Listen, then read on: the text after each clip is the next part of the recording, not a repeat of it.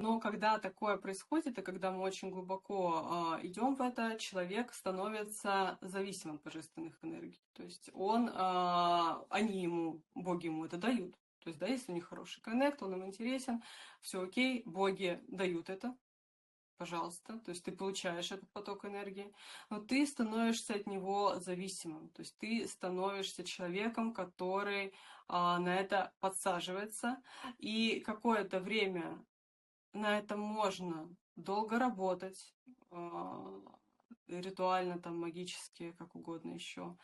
Можно не пить, не есть, не спать и очень долго фигачить в этом. Но рано или поздно все равно здесь будет откат.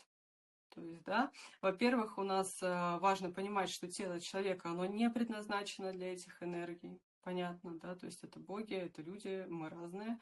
И долго проводить их мы не можем.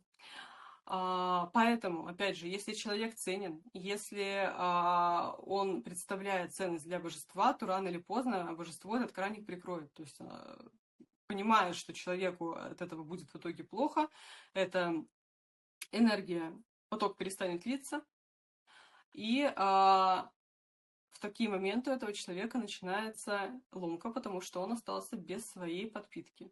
Он привык работать, он привык все делать на этих энергиях, и сейчас в какой-то момент он остается просто без ничего, без подпитки.